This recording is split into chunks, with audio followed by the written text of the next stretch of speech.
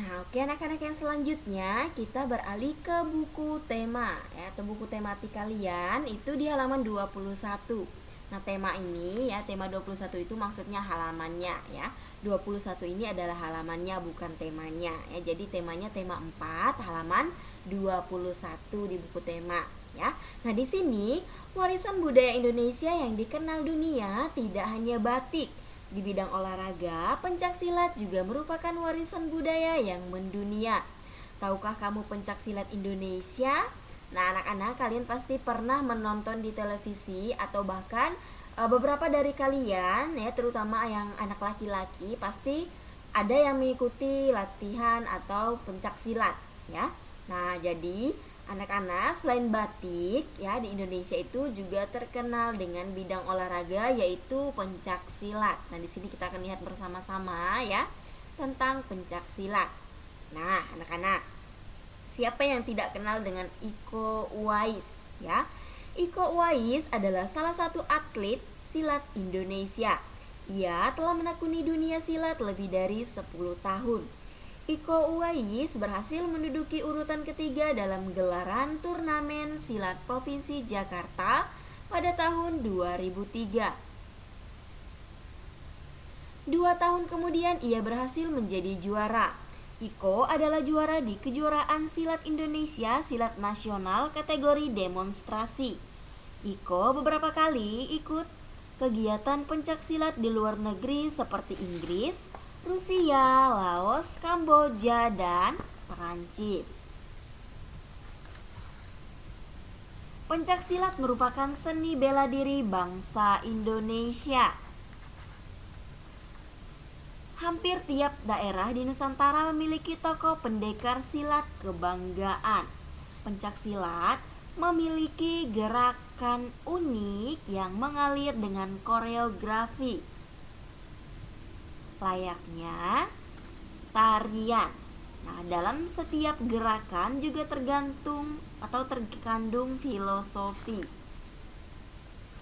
Nah, hal ini membuat pencak silat menjadi salah satu ilmu bela diri yang menarik minat dunia. Sebagai generasi penerus, kamu mempunyai tanggung jawab untuk melestarikan pencak silat. Salah satu caranya adalah dengan mempelajarinya. Nah, anak-anak, jadi itu tadi adalah tokoh yang sangat terkenal ya. Jadi itu yang bernama Iko Uwais. Jadi Iko Uwais ini adalah siapa tadi? Nah, dia adalah pencak silat atau juara pencak silat ya, ternama di Indonesia ya, silat nasional kategori demonstrasi. Jadi Iko ini beberapa kali mengikuti kegiatan pencak silat ya di luar negeri, misalnya di Inggris tadi, kemudian di Rusia, di Laos, Kamboja, dan Perancis ya. Jadi selain batik tadi ya, Indonesia juga terkenal di bidang olahraga, yaitu di bidang pencak silat ya.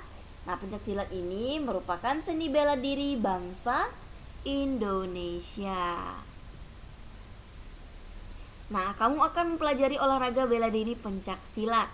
Kamu akan mempelajari teknik dasar dalam gerakan pencak silat. Teknik dasar tersebut meliputi langkah, pasang, serangan, dan belaan. Nah, anak-anak, di halaman berikutnya kita akan melihat bersama-sama ya bagaimana itu teknik dasar dalam pencak silat. Nah, buka lagi buku temanya halaman 22. Yaitu tentang pencak silat. Nah, di sini langkah depan kalian perhatikan pada gambar di samping kanan. Nah, ini adalah proses langkah depannya, kemudian langkah ke belakang dan langkah ke samping. Selanjutnya itu adalah langkah serong ke depan dan langkah serong ke belakang. Nah, ini adalah pola atau langkah-langkah yang ada pada pencak silat. Nanti kalian juga bisa praktekkan di rumah bagaimana langkah ke depan, langkah ke belakang, ke samping, langkah serong ke depan, dan langkah serong ke belakang ya. Kemudian, nah ini kalian perhatikan, ini adalah pola langkah pencak silat ya. Nah, pola langkah pencak silat yang pertama itu A. A1 ke D1 itu langkah lurus depan kiri. A2 sampai D1 langkah lurus depan kanan. A1 sampai D2 langkah lurus mundur kiri. A2 sampai D2 langkah lurus mundur kanan. Dan yang kedua, A1 sampai B1 langkah samping kiri. A2 sampai B2 langkah samping kanan. A1 sampai C1 langkah serong depan kiri. A2 sampai C2 langkah serong depan kanan. A1 sampai C3 langkah serong depan belakang kiri. A2 sampai C4 langkah serong belakang kanan. Nah, ini adalah pola langkah pencak silat.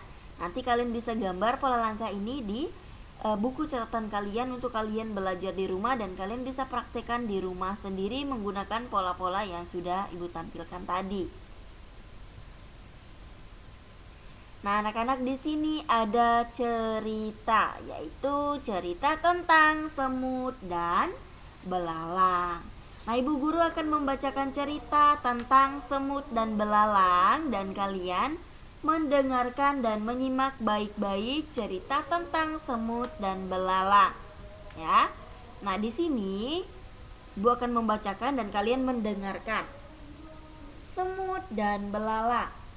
Di tengah hutan hiduplah seekor semut yang sangat rajin. Setiap hari, semut itu selalu bekerja mengumpulkan makanan dan menyimpannya di dalam lumbung. Tariknya matahari dan derasnya air hujan tidak mengurangi semangat semut untuk mengumpulkan makanan. Dengan bersusah payah, sang semut bekerja keras untuk membawa makanan, kemudian dikumpulkan dan disimpan di dalam lumbung rumahnya. Pada suatu hari, ketika sedang bekerja, sang semut bertemu seekor belalang yang sedang asik berjemur sambil bermalas-malasan. "Hai Mut, kamu sedang apa?" tanya belalang. "Aku sedang mengumpulkan makanan untuk persiapan musim dingin," jawab semut. "Ah, buat apa? Kamu melakukannya sekarang. Musim dingin masih lama. Lebih baik kita bermalas-malasan dahulu," kata belalang lagi. Sang semut tidak memedulikan belalang. Ia tetap bekerja mengumpulkan makanan yang dijumpainya. Demikianlah pula akhirnya musim dingin telah tiba. Sang semut yang rajin itu duduk dengan nyaman di dalam rumahnya yang hangat. Ia menikmati makanannya yang berlimpah. Belalang termenung sedih di rumahnya karena tidak memiliki makanan sedikit pun. Saat belalang hampir mati kelaparan, sang semut datang dan memberikannya makanan. Sejak saat itu, sang belalang rajin bekerja mengumpulkan makanan seperti sang semut. Nah, anak-anak, jadi dari cerita ini tadi kita bisa melihat bagaimana sifat dan karakter tokoh semut dan belalang, ya. Jadi keduanya ini sama-sama mempunyai karakter, sifat dan perwatakan yang berbeda di dalam sebuah cerita yang kita dengarkan tadi. Di mana di sini kita lihat seekor semut yang rajin, kemudian dia selalu memanfaatkan waktunya ya untuk bekerja, mengumpulkan makanannya ya. Kemudian berbeda dengan seekor belalang tadi. Belalang dia hanya bersantai ya, dia tidak memperdulikan semut tadi yang bekerja untuk mengumpulkan makanannya di musim dingin ya. Jadi itu tadi perbedaan antara belalang dan semut.